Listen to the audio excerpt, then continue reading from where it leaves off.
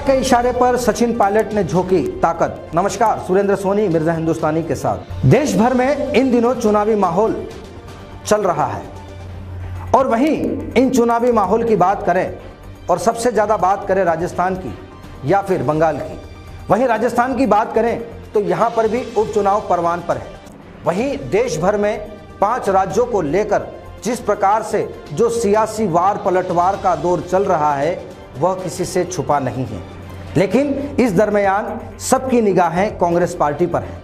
आखिरकार कांग्रेस पार्टी का जो प्रदर्शन है इन चुनावों में कैसा रहने वाला है, क्योंकि इसी चुनावी प्रदर्शन से ही कांग्रेस पार्टी का सियासी भविष्य तय होगा। क्योंकि जिस प्रकार से मौजूदा वक्त में कांग्रेस पार्टी विघटन का सामना कर रही है, जिस प्रकार से कांग्रेस पार्टी में नेतृत्व को लेकर जो राष्ट्रीय पलक पर सवाल खड़े हो रहे हैं वह भी किसी से छिपे नहीं हैं। बहरहाल अब देखना यह है कि इन चुनावों में कांग्रेस पार्टी का प्रदर्शन कैसा रहता है, क्योंकि यदि बात बंगाल की जाए तो कांग्रेस पार्टी के दिग्गज नेताओं का फोकस नहीं रहा।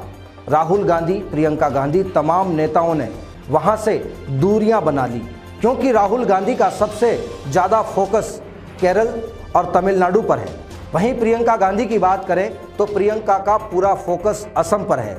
इसी का कारण है कि प्रियंका गांधी ने असम के सियासी रण में अपने विश्वसनीय नेताओं की फौज उतार दी। अब आइए बात कर लेते हैं राजस्थान के नेताओं की।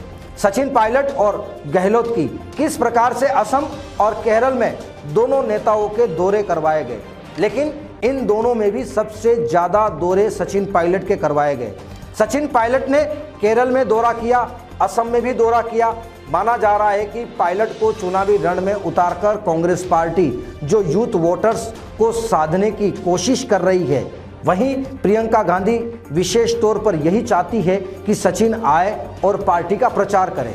और जनाब सचिन असम, केरल, तमिलनाडु गए और कई सभाओं को संबोधित भी किया और वहां पर रोड शो भी किया और आगामी दिनों में फिर से इसी जगह पर इनके दौरे करवाए जा सकते हैं। लेकिन इसी बीच राजस्थान में भी उपचुनाव है और अपने आप में बेहद और अहम है और ख़ास है, क्योंकि इसलिए राजस्थान की मरुधरा में कांग्रेस की सरकार है। अगर 3 सीटों में कांग्रेस पार्टी का प्रदर्शन खराब रहता है तो सीधा सीधा यही मैसेज जाएगा, जो सरकार है, सरकार के कार्यों से सूबे की जनता खुश नहीं है। और यदि यहाँ कांग्रेस पार्टी का प्रदर्शन अच्छा रहता है तो सरकार के कार्यों से सूबे की जनता खुश है।